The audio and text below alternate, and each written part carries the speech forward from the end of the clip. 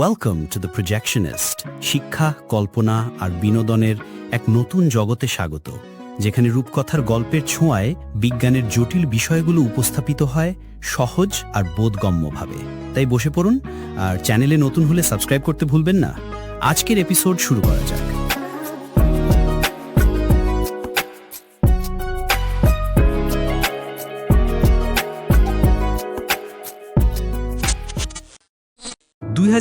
সালে নিউ ইয়র্কের NYU ল্যাঙ্গন medical সেন্টারে এক রোগীর হৃদযন্ত্রের ক্রিয়া বন্ধ হয়ে যায়। অর্থাৎ চিকিৎসা বিজ্ঞানের ভাষায় তিনি ক্লিনিক্যালি ডেড।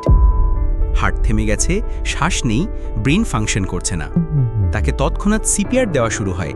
ইলেকট্রিক শকের মাধ্যমে হৃদস্পন্দন আবার চালু করার প্রচেষ্টা চলতে থাকে, আর 3 মিনিট পর তাকে রিভাইভ করা সম্ভব হয়। তিনি বেঁচে ফেরেন। কিন্তু অদ্ভুত ব্যাপার হলো, ফিরে এসেই তিনি বলেন তিনি সবকিছু দেখেছেন।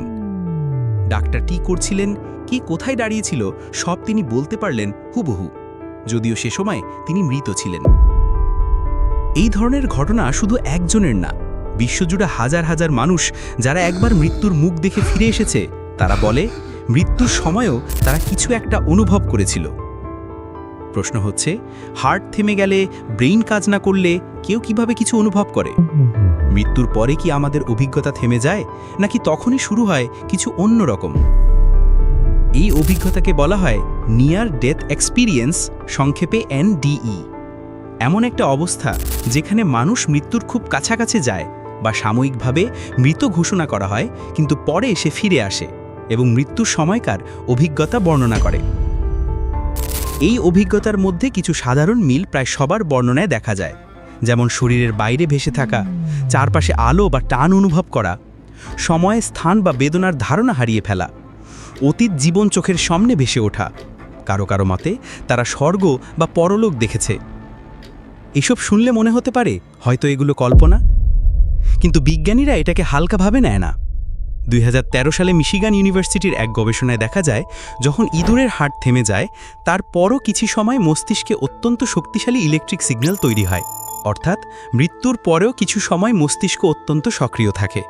এভাবেই অনেকে ব্যাখ্যা করেন NDE-কে, যে মস্তিষ্কের শেষ আলোড়ন হয়তো এই অভিজ্ঞতাগুলো সৃষ্টি করে। আরেকটা সম্ভাবনা হলো DMT। এর পুরো নাম ডাইমিথাইল ট্রিপ্টামাইন, একটা সাইকেডেলিক পদার্থ যেটা মানুষের মস্তিষ্কে খুব অল্প পরিমাণে তৈরি হয়।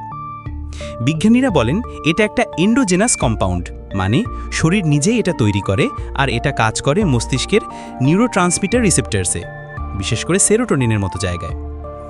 এটার প্রভাব এতটাই তীব্র যে এটা মানুষের বাস্তবতা উপলব্ধি পুরোপুরি বদলে দিতে পারে। এজন্যই বিজ্ঞানীরা ধারণা করেন মৃত্যুর সময় বা মারাত্মক শকে, যখন মস্তিষ্ক চরম সংকটে থাকে, তখন হয়তো এই DMT হঠাৎ প্রচুর নিঃসরণ হয়, আর তাতেই মানুষ এমন সব অভিজ্ঞতা পায়, যেমন আলো দেখা, শরীরের বাইরে যাওয়া, বা পুরো জীবন চোখের সামনে দেখা। তবে কিছু NDE ঘটনা এমন যা সহজে ব্যাখ্যা করা যায় না। অনেকেই মৃত্যুর সময় এমন কিছু তথ্য বলেছেন যা তারা তখন জানার কথা না, যেমন পাশের রুমে কে কি বলছিল, অথচ তারা ছিলেন অজ্ঞান, এমনকি ব্রেইন অ্যাক্টিভিটিও ছিল না। এই ধরনের তথ্য গবেষকদের প্রশ্নে ফেলে দেয়, সবই কি কল্পনা, নাকি মস্তিষ্ক ছাড়া অন্য কিছু কাজ করছিল? বিজ্ঞান আজও নিশ্চিত না। কেউ বলেন মস্তিষ্কের প্রতিক্রিয়া, কেউ বলেন আত্মার উপস্থিতি। কিন্তু একটা ব্যাপার নিশ্চিত, এই অভিজ্ঞতা যারা পেয়েছেন তাদের জীবনে এর প্রভাব থাকে গভীর। অনেকে বলেন মৃত্যুর ভয় চলে গেছে, কেউ বলেন জীবনটা হঠাৎ করে অন্যভাবে দেখতে শিখেছেন। আজ পর্যন্ত আমরা মৃত্যুকে ব্যাখ্যা করেছি মেডিকেল টার্মে: হার্ট বন্ধ, নিঃশ্বাস বন্ধ, ব্রেইন ডেড। কিন্তু অভিজ্ঞতা দিয়ে মৃত্যু বুঝতে গেলে উত্তরগুলো এখনও অসম্পূর্ণ।